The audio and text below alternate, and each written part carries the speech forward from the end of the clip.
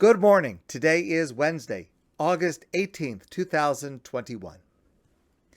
In Jewish schools all over the world, a child starting to study Torah is celebrated with parties, with sweets, often with parents and grandparents beaming and taking photos,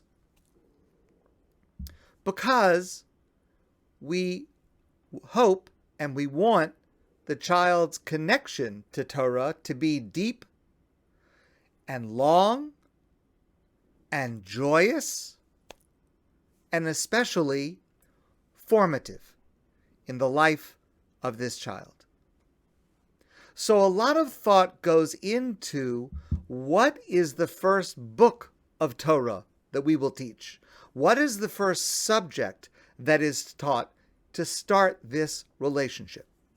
Different communities, different eras have different choices, and each of them has some profound basis.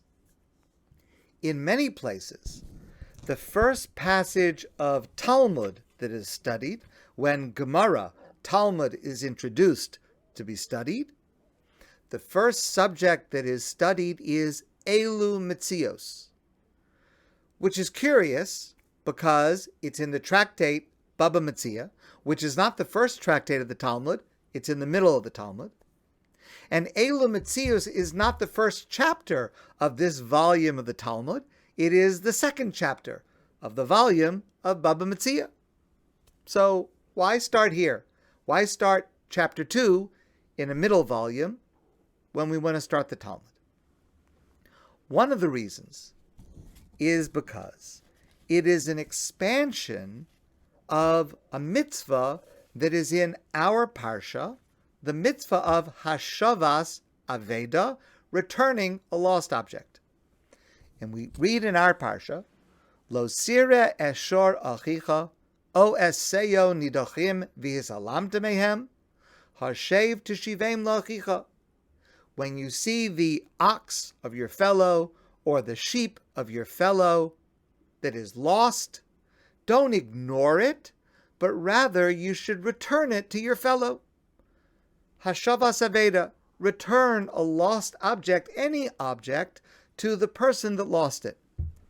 And if you cannot immediately do that, you should extend effort to identifying and finding the person who lost it, v'hashevosolo, in order to be able to return it to them. And there are at least two reasons we want this subject to be imprinted on the heart of every Jew from the very beginning of their Jewish education. The first is, it is a profound message about God, to whom the world belongs, and our place within God's world.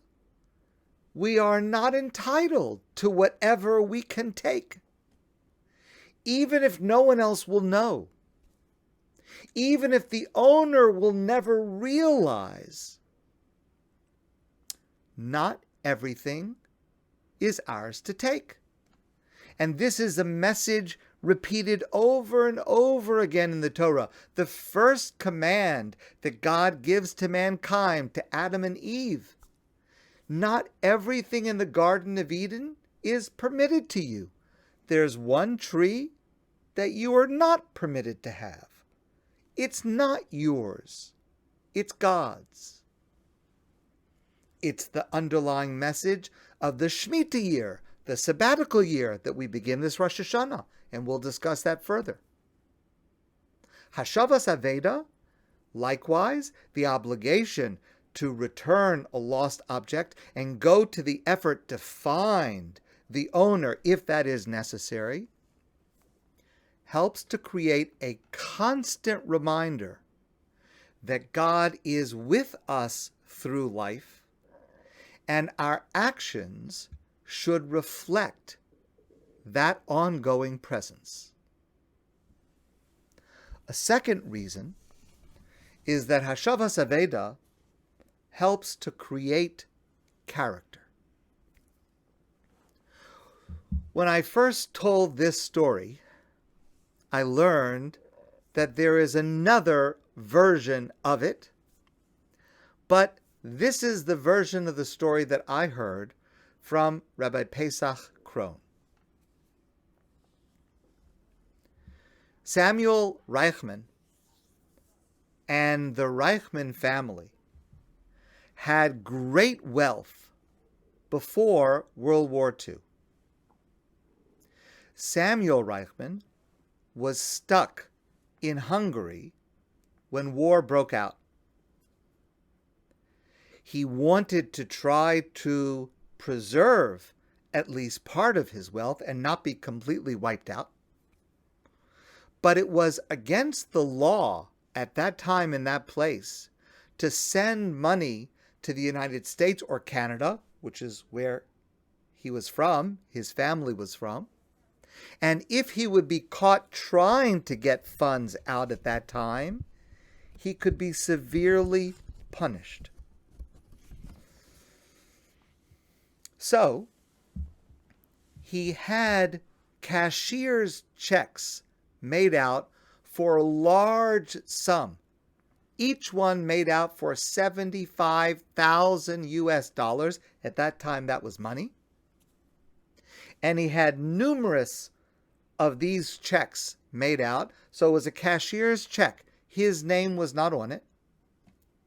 And he mailed these checks to different people around the world. One man that received one of these checks was Charles Bendheim. Charles Bendheim was a wealthy Jew living in New York. When I lived in Riverdale, when I was going to college, I knew members of his family, and I learned about Charles, the patriarch of this amazing Bendheim family.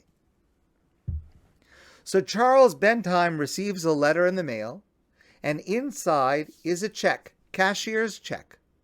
No name, no return address, no message, no indication of where it comes from or to whom it belongs or why it is being sent to him.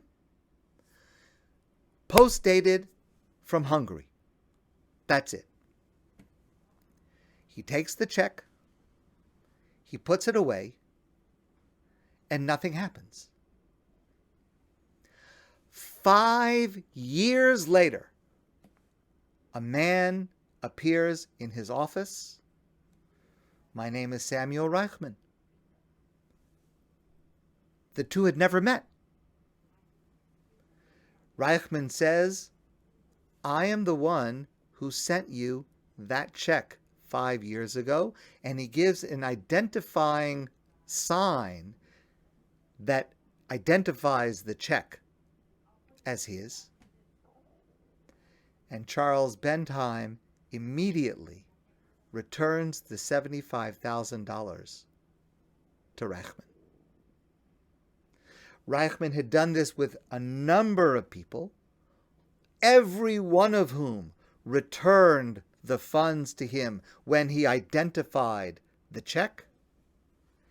And this is how the Reichman family was able to reestablish itself after World War II. Hashavas Aveda, this obligation to return a lost object, and the extent to which we must go to respect it, not to take it for ourselves, but if necessary to hold it until the owner can claim it. It's a mitzvah, it's a commandment, it's an obligation. But it's not just that. It is a mitzvah that builds character. It's a mitzvah that trains us in trustworthiness, in reliability, in being upstanding and upright, even when no one else knows, especially when no one else sees. And that's why children start with it, and why each of us should start with it as well. My friends, I want to wish you a great day, and I look forward to seeing all of you soon in person.